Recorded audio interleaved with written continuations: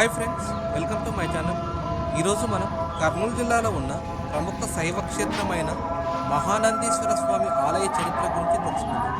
ఈ వీడియోలో మనం మహానంది ఆలయం చరిత్ర, ఈ ఆలయం ఎక్కడ ఉంది, ఎలా వెళ్ళాలి, ఈ ఆలయానికి మహానంది అనే పేరు ఎలా వచ్చింది, మహానంది కోనేరు స్వచ్ఛమైన నీటి రహస్యం, ఇలాంటి ఎన్నో విశేషాలు ఈ వీడియోలో మనం చూడబోతున్నాం.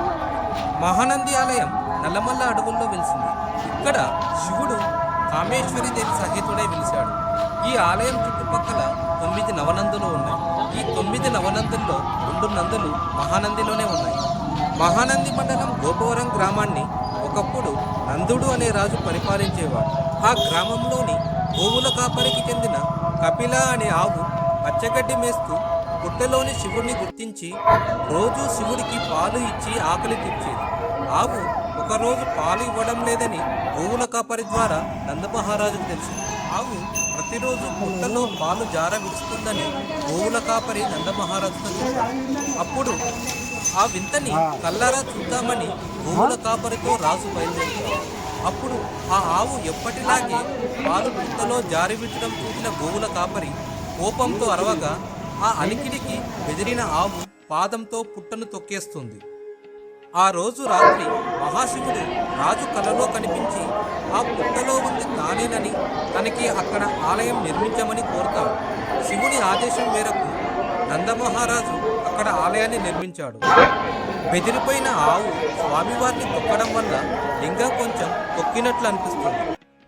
ఆవు గిట్ట గుర్తు ఇప్పటికీ స్పష్టంగా లింగంపై కనిపిస్తుంది. ఈ ఆలయం 7వ శతాబ్దం నాటిది. ఈ ఆలయాన్ని చాళుక్య రాజులు నిర్మించారు. ఈ ఆలయంలోని శిల్పాలను రససిద్ధుడు అనే శిల్పి చెక్కినట్లుగా ఇక్కడి చారిత్రక ఆధారాలను బట్టి తెలుస్తుంది. మహానంది ఆలయ చరిత్ర గురించి ఇంకో కథ కూడా ప్రాచుర్యంలో ఉంది. అది పూర్వం ఇక్కడ శిలాధరుడు అనే ఋషి కుమారుని కోసం తపస్సు చేయడం ప్రారంభించాడు. కొన్ని సంవత్సరాల తర్వాత ఋషి చుట్టూ ఒక పుట్ట ఏర్పడింది. కొన్ని సంవత్సరాల తర్వాత శివుడు ప్రత్యక్షమై ఏం వరం కావాలని అడగగా కుమారుడు కావాలని కోరుకుంటాడు. తర్వాత పుట్ట నుండి బాలుడు ఉద్భవిస్తాడు. తర్వాత బాలునికి మహానందుడు అనే పేరు పెడతారు. ఆ తర్వాత ఆ బాలుడు కూడా శివుని కోసం తపస్సు చేయగా శివుడు ప్రత్యక్షమై ఏ వరం కావాలని అడగగా ఆ బాలుడు నన్ను మీ వాహనంగా చేసుకోమని అడగగా అప్పుడు శివుడు అందుకు అంగీకరించి ఇంకొక వరం కూడా ఇస్తాడు. నీవు జన్మించిన పుట్ట నుండే నిరంతరం గంగ ప్రవహించి ఈ మహానంది క్షేత్రాన్ని నిరంతరం గంగ ప్రవహించేలాగా వరమిస్తాడు. శివుడు తాను కూడా ఇక్కడే నవనందుల రూపంలో ఇక్కడే కొలువై ఉంటానని ఆ బాలుడితో చెప్పాడు. ప్రధానాలయంలోని లింగం కింద భూమిలో 5 నీటి మూటలు ఉన్నాయి. మహానంది ఆలయంలో మొత్తం 3 కోనేర్లు ఉన్నాయి. వీటిని బ్రహ్మ, విష్ణు, రుద్రకుండాలుగా ఇక్కడ పిలుస్తారు. ఇందులో 2 కోనేర్లు బయట ఉన్నాయి. మధ్యలో ఉన్న కోనేరుని రుద్రకుండం అని పిలుస్తారు. ఇక్కడ చూస్తున్న 2 కోనేర్లనే మనం బ్రహ్మ, విష్ణు కుండాలని పిలుస్తాం. ఇక్కడ నీరు నిరంతరం ప్రవహిస్తూ ఉంటుంది. ఇక్కడి కోనేరులో ఉద్భవించే నీరు స్వామివారి కింద నుండి ఉద్భవించి అక్కడి నుంచి బయట ఉన్న నంది విగ్రహంలోకి వెళ్ళి కోనేరులోకి కలుస్తుంది. అక్కడి నుంచి బయట ఉన్న 2 కోనేరులో కలుస్తుంది. 2 కోనేరులో ఉన్న నీరు బయటికి వెళ్ళి పొలాలను సస్యశ్యామలం చేస్తుంది. ఇక్కడ మీరు చూస్తున్న కోనేరుని రుద్రకుండం అంటారు. మహానందిలో అతి ముఖ్యమైన కోనేరు ఈ రుద్రకుండం. మహానంది అంటే అందరికీ మొదటగా కనిపించేది ఇక్కడ ఉన్న కోనేరు.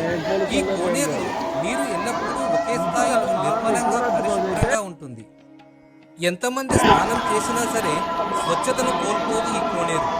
ఈ నీళ్లు ఎక్కడి నుంచి వస్తున్నాయో అన్నది ఇంతవరకు ఎవరూ కనుక్కోలేకపోయారు. ఈ నీటికి ఔషధ గుణాలు ఉన్నాయని ఇక్కడి భక్తుల నమ్మకం. ఈ కోనేరులో ఉన్న నీరు సంవత్సరం మొత్తం ప్రవహిస్తూ అన్ని కాలాల్లో ఒకే విధంగా ఉంటుంది. ఈ కోనేరులో చిన్న రాయి వేసినా సరే కింద ఉన్న అడుగు భాగం చాలా స్పష్టంగా కనపడుతుంది. ఆలయంలోని శివలింగం కింద నుండి బయట ఉన్న నంది ద్వారా ఈ కోనేరులోకి నీరు చేరుతుంది. అక్కడి నుంచి 2 కోనేరులోకి నీరు చేరి అక్కడి నుంచి మహానంది చుట్టుపక్కల ఉన్న పొలాలని సస్యశ్యామలం చేస్తుంది. దాదాపు 3000 ఎకరాలకి ఈ మహానంది నీరే ఆధారం. ఇక్కడ మీరు చూస్తున్న వృక్షాన్ని నాగలింగ వృక్షం అని పిలుస్తారు. ఈ వృక్షానికి ఎన్నో ఏళ్ల చరిత్ర ఉంది. ఈ వృక్షం ప్రత్యేకత ఏంటంటే వీటిని దేవతా వృక్షాలని పిలుస్తారు. ఇవి ఎక్కడ పడితే అక్కడ పెరగవు. పాండవులు వనవాసం చేస్తూ ఈ ప్రదేశానికి వచ్చి 5 గుళ్ళను నిర్మించి 5 శివలింగాలను ప్రతిష్ఠించారు. ఆలయం నుంచి బయటకు వచ్చిన తర్వాత నవనందుల్లో ఒకటైన వినాయక నందీశ్వర స్వామి ఆలయం ఒకటి ఉంటుంది. కరోనా కారణంగా గత 2 సంవత్సరాలుగా మహానందిలో ఉన్న 3 కోనేరులను మూసివేశారు. తిరిగి ఈ సంవత్సరం ఫిబ్రవరి 22 నుంచి భక్తులు స్నానం చేయడానికి అనుమతిస్తున్నారు. స్వామివారి ఆలయం పక్కనే కామేశ్వరి దేవి ఆలయం కూడా ఉంది. ఈ మహానంది ఆలయం 9 నవనందులు కొలువై ఉన్నాయి. 14వ శతాబ్దంలో నందన మహారాజు కాలంలో ఈ నవనందులను నిర్మించారు. కార్తీక మాసంలో సోమవారం రోజున ఈ నవనందులన్నీ సూర్యోదయం నుంచి సూర్యాస్తమయం వరకు దర్శించుకుంటే పాపగ్రహాలన్నీ పోయి పుణ్యం వస్తుందని భక్తుల నమ్మకం. ఈ మహానంది ఆలయం నుంచి పెద్దనంది విగ్రహానికి వెళ్లే మార్గంలో శ్రీ గరుడ నందీశ్వర స్వామి ఆలయం కూడా ఉంది. ఈ ఆలయం నవనందుల్లో ఒకటి.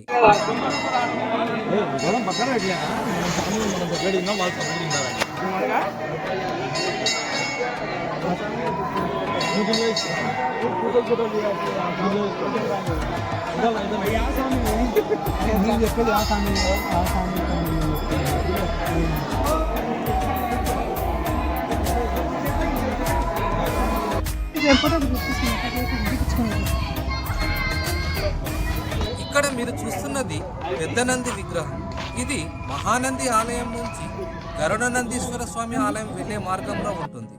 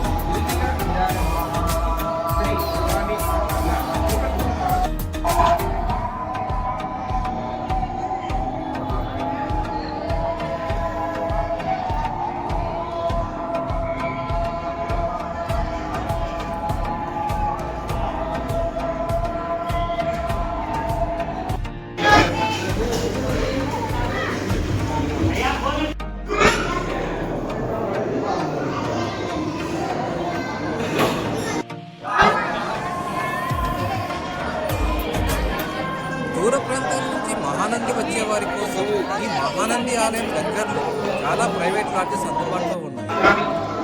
మహానంది ఆలయం హైదరాబాద్ నుంచి 313 కిలోమీటర్ల దూరంలో ఉంది. నంద్యాల నుంచి 17 కిలోమీటర్ల దూరంలో ఉంది. మహానందికి దగ్గరి రైల్వే స్టేషన్ నంద్యాల మరియు దాసరపల్లి. ఇక్కడి నుంచి మహానంది వెళ్ళడానికి మీకు బస్సెస్ అందుబాటులో ఉంటాయి. మహానంది వెళ్ళేవారు ముందుగా నంద్యాల బస్ స్టాండ్ చేరుకుంటే అక్కడి నుంచి మీకు ప్లాట్ఫామ్ నెంబర్ 10లో ఆర్టీసీ బస్సెస్ అందుబాటులో ఉంటాయి. ఉదయం 5 గంటలకి ఫస్ట్ బస్ అందుబాటులో ఉంది. ఇలాంటి మరిన్ని వీడియోస్ కోసం నా ఛానల్ని సబ్స్క్రైబ్ చేసుకోండి.